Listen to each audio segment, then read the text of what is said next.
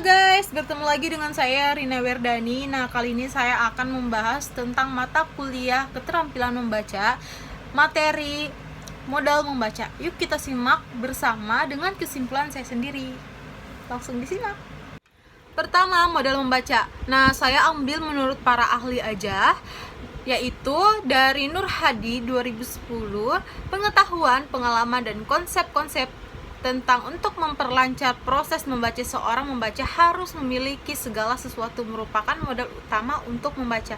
Nah, maksudnya di sini proses membaca itu harus memiliki modal untuk membaca, mungkin seperti buku atau bacaan-bacaan novel seperti itu. Selain itu, ada pun juga tentang aspek membaca, ada 4. Apa saja? Ya, yaitu pertama, keterampilan mengenali kata dan tanda baca. Kedua, keterampilan memahami makna tersirat. Ketiga, keterampilan membaca kritis secara cepat dan membaca kreatif terakhir.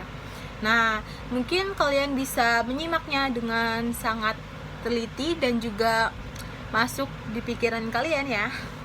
Selanjutnya akan saya bahas lagi. Nah, adapun teknik membaca cepat. Yang tadi itu kan membaca aspeknya, dan ini ada teknik membaca cepatnya juga. Untuk pemahaman yang cepat itu ada 3 ya. Pertama adalah kemampuan membaca pemahaman dengan kecepatan di atas 400 kata per menit. 400 kata per menit, ingat ya teman-teman.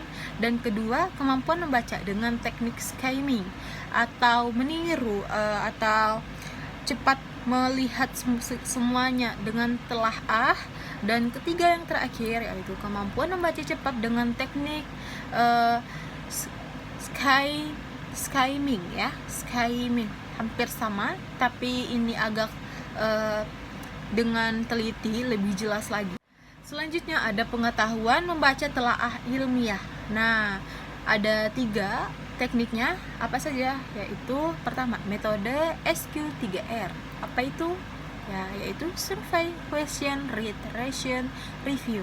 Kedua, metode PQRST. Apa itu? Ya, yaitu preview, question,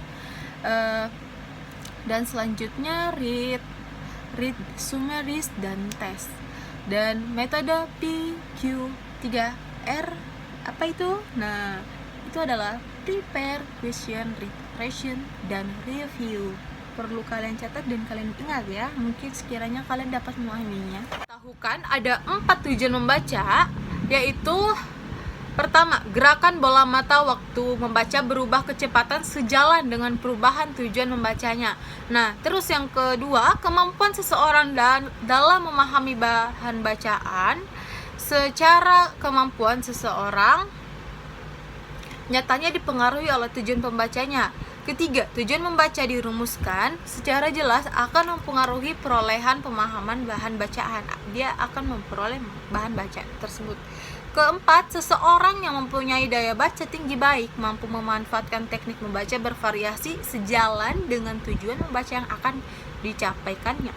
Adapun definisi keterampilan membaca, ya, yaitu membaca adalah salah satu dari 4 kemampuan berbahasa pokok dan suatu bagian atau komponen dari komunikasi tulisan.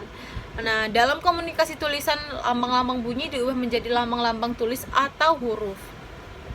Dan selanjutnya ada 2 lambang-lambangnya, itu membaca adalah aktivitas yang kompleks dengan pergerakan sejumlah tindakan yang terpisah-pisah. Dan yang kedua didefinisikan pula sebagai suatu proses yang dilakukan serta dipergunakan oleh pembaca untuk memperoleh pesan yang hendak disampaikan oleh penulis melalui media-media kata-kata atau bahasa tulis. Selanjutnya ada kemampuan berbahasa lisan dan jenis-jenis situasi membaca. Kemampuan komunikasi secara lisan adalah kemampuan membaca seseorang setelah ia dapat berkomunikasi lisan atau dengan lain dalam urutan memperoleh kemampuan berbahasa. Biasanya itu kayak dalam lingkup urutan normal. Nah, komunikasi lisan ini mendahului komunikasi tulis terlebih dahulu sebelum orang dapat membaca dan menulis.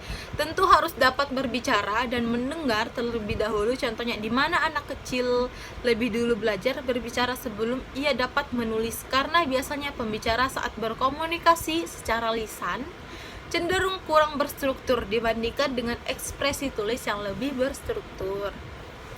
Selanjutnya ada jenis-jenis situasi membaca.